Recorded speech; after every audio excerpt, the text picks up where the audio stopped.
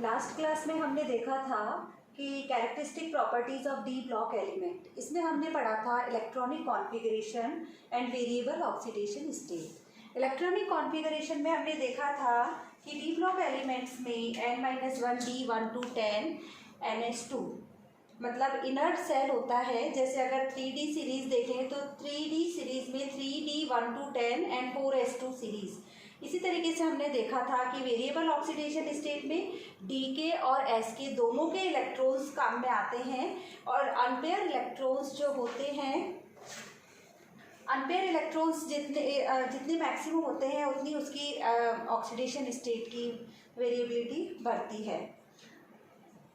फिर complex formation tendency देखी थी कि due to the small size, इनका छोटा साइज होता है और इनमें हाईली पॉजिटिव चार्ज डेंसिटी होती है, इसके कारण इनकी कॉम्प्लेक्स बनाने की जो टेंडेंसी होती है, क्षमता होती है, वो बहुत होती है।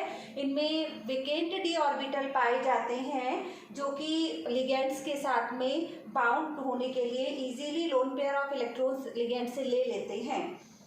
और वेरिएबल ऑक्सीडेशन स्टेट, ये सब प्रॉपर्टीज़ हैं जो कि इनको कॉम्प्लेक्स बनाने के लिए प्रोत्साहित करती हैं।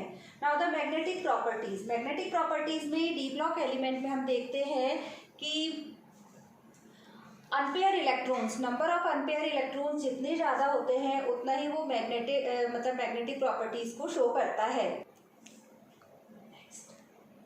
Formation of coloured ions and compounds, ये हमने लास्ट जो हमारी क्लास थी उसका लास्ट टॉपिक था कि ये कंपाउंड्स जो डी ब्लॉक एलिमेंट्स होते हैं ये कलर्ड आयंस या कलर्ड कंपाउंड्स को प्रोड्यूस करते हैं। जब लिगेंड इनके कांटेक्ट में आता है तो डी ब्लॉक एलिमेंट्स डीजेनरेट हो जाते हैं। इस कारण इसमें लोअर एनर्जी लेवल से वे हायर एनर्जी लेवल पे आते हैं और हायर से जब वो दोबारा अपनी ग्राउंड स्टेट में आते हैं तो वो कलर प्रोड्यूस करते हैं। आज हम पढ़ेंगे कैटालिटिक एक्टिविटी। कैटालिटिक एक्टिविटी मतलब क्या होता है कि कोई भी रिएक्शन होती है तो रिएक्शंस को फास्ट करने के लिए हम उसमें कुछ कैटालिस्ट डालते हैं और कैटालिस्ट से rate of the reaction increase हो जाती है। और रेट ऑफ द रिएक्शन इसलिए इंक्रीज हो जाती है क्योंकि कैटालिस्ट का काम होता है उसकी एक्टिवेशन एनर्जी को कम कर देना। तो डी ब्लॉक एलिमेंट्स हैं, इनमें काफ़ी बढ़िया कैटालिटिक एक्टिविटी पाई जाती है। एक जैसे हम देखते हैं कि वेनेडियम ऑक्साइड है, vanadium oxide is used in the manufacturing of sulphuric acid by contact process.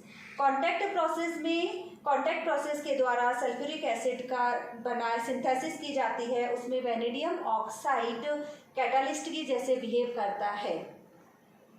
Now the metallic character and alloy formation, जितने भी डी ब्लॉक एलिमेंट्स होते हैं वो मेटल्स हैं, good conductor of heat and electricity, इसका मतलब वो विद्युत की चालकता प्रदर्शित करते हैं। They are malleable and ductile. सभी डी ब्लॉक एलिमेंट सॉलिड्स होते हैं, सॉलिड्स हैं एक्सेप्ट मरकरी। मरकरी लिक्विड होता है एट रूम टेम्परेचर और ये एक दूसरे के साथ में मिलकर एलॉयज का फॉर्मेशन करते हैं। Now the properties of the element of the first transition series. First transition series को हम 3D सीरीज भी कहते हैं। ये सीरीज स्कैंडियम से स्टार्ट होती है और जिंक तक खत्म होती है। जो 10 एलिमेंट्स है फर्स्ट ट्रांजिशन सीरीज के, स्कैंडियम से शुरू होता है जिसका एटॉमिक नंबर 21 है। Now the first transition elements of first transition series are scandium, titanium, vanadium, chromium, manganese, ferrous, cobalt, copper, nickel, zinc. Now the electronic configuration. Electronic configuration जैसे हम पिछली उसमें भी बताया था, अगर हम फर्स्ट ट्रांजिशन सीरीज की बात करें तो 3dx 4s 3dx 4sy where x is equal to 1 to 10।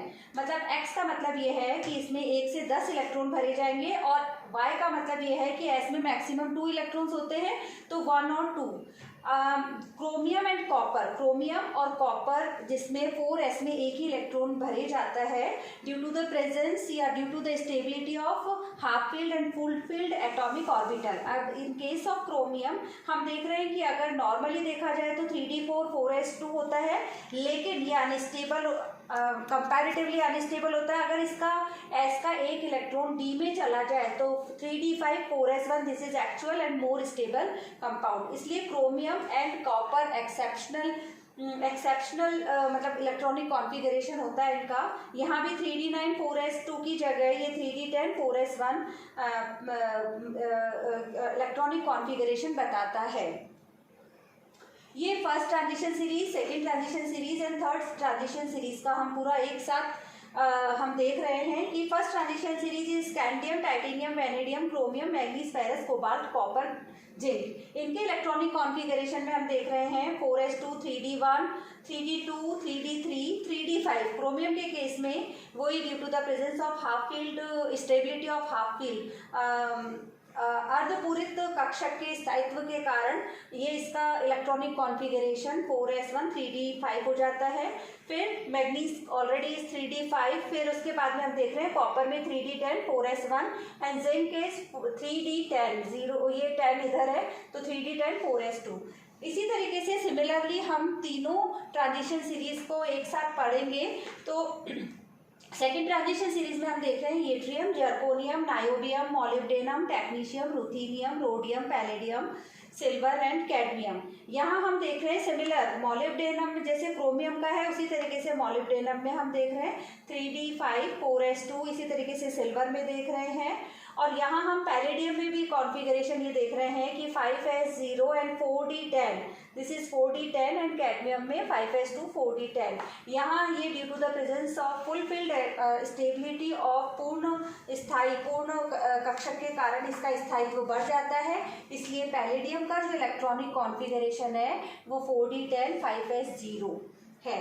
इसी प्रकार से थर्ड जो ट्रांजिशन सीरीज है this is 3d transition series, 4d and 5d transition series. यहाँ आप देख रहे हैं lanthanum, hafnium, tantalum, tungsten, rhenium, osmium, iridium, platinum, Aurum and mercury. Mercury के केस में 3d10, दिस इज 3d10। यहाँ हम देख रहे हैं similar case copper, silver and gold में S में एक इलेक्ट्रॉन होगा, D में 10 इलेक्ट्रॉन होंगे और बाकी सेम जो पैटर्न है सभी ट्रांजिशन सीरीज का एक साथ चलता है।